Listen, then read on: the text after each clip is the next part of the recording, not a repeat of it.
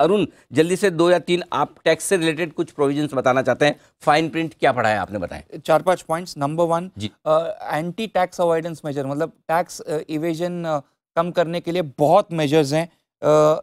Listed debentures पे जो interest है उस पे टीडीएस घटेगा अभी आगे। मार्केट लिंक्ड जो डिबेंचर्स हैं उसके लिए एक स्पेशल कैपिटल गेन का प्रोविजन है।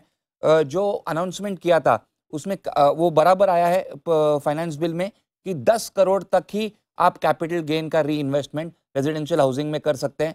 उनका कहना है कि जो अमीर लोग हैं इसका गैर फायदा उठा रहे हैं कॉस्टली घर खरीद के, तो ये डिसकंटिन्यू करना है। टीसीएस, अगर ओवरसीज रेमिटेंस है तो उन्होंने बोला था कि 5% आपका टीसीएस है बैंक कट करेगा। अभी ऑन सर्टन पैरामीटर्स वो कह रहे हैं 20% कटेगा ऑन ओवरसीज रेमिटेंस। इसका मतलब है ओवरसीज आप रेमिटेंस करने के पहले आपको 5 बार सोचना पड़ेगा। बहुत इंपॉर्टेंट है। और एक है इंश्योरेंस पॉलिसी पे जो इनकम है जो अभी एग्जेम्प्ट है, उन्होंने कहा है एक्सेप्ट डेथ को आप बाजू में रखिए, बाकी सब इंश्योरेंस पॉलिसी पे मेरा रीडिंग है 5 लाख के ऊपर अगर आपका प्रीमियम है तो उसका इनकम टैक्सेबल है।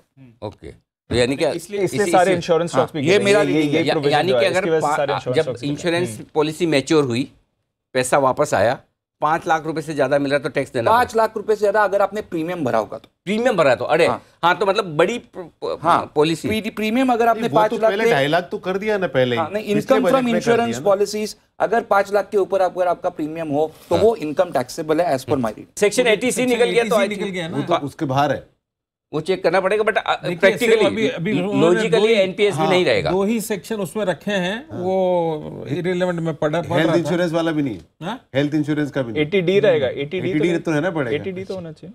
तो आप बोल रहे 5 से 7 लाख जो बड़ा है, सब लोग सेम पेज पर आए नहीं है। नहीं, मुझे मैं वो समझ गया था सर।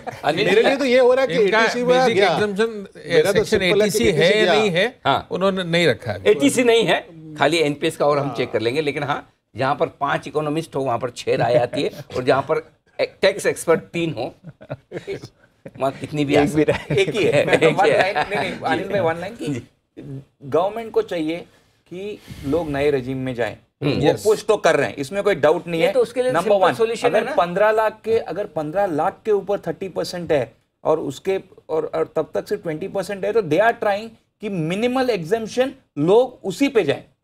करेक्ट। एमएसएमई ये वो सेक्टर है जिसके लिए कुछ बदलाव हुए हैं, और वो बदलाव अरुण आपको बता रहे हैं। अरुण, क्या बदलाव हैं? जीएसटी पे, आई थिंक जीएसटी पे जिस तरह से कसा है गवर्नमेंट ने कि बिजनेसमैन के ऊपर, स्पेशली छोटे व्यापारियों पर, छोटे बिजनेसमैन पे बहुत प्रेशर आया है।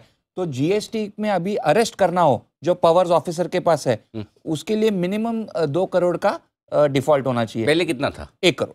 अच्छा, तो उसका 2 करोड़ किया है। ओके। तो इम्पोर्टेंट 2 करोड़ से कम का डिफॉल्ट है तो अरेस्ट नहीं होगा ना, ये 2 करोड़ से कम। है। हाँ, और पहले 1 करोड़ तक का भी डिफॉल्ट, 1 करोड़ से ज्यादा का डिफॉल्ट होता था तो अरेस्ट कर सकते थे। अब 2 करोड़ से ज्यादा का डिफॉल्ट है जीएसटी में तो ही अरेस्ट होगा। ये फाइन प्रिंट का कमाल है और वाकई में होता हुआ दिख रहा है। और फाइन प्रिंट पढ़ कर आपको जानकारी दे रहे हैं अरुण गिरी। अरुण, कुछ और निकला है फाइन प्रिंट? नहीं, ये इंश्योरेंस पे यही इंपॉर्टेंट क्लैरिफिकेशन है from a top government official कि ये उन्हीं पॉलिसीज पे एप्लीकेबल रहेगा टैक्सेशन इंश्योरेंस के जो 1 अप्रैल 2023 के बाद इशू हुए हैं। और ये उन पॉलिसीज को बिल्कुल हिट नहीं करेगा जो प्योर लाइफ पॉलिसीज हैं जहां पैसा डेथ के बाद मिलता है। हाँ, बस ठीक है। जो टर्म इंश्योरेंस है 1 अप्रैल 2023 के बाद जो पॉलिसीज इशू हुए हैं उस पे ही एप्लीकेबल रहेगा। जो हमने डिस्कस किया वही है, वही सेम।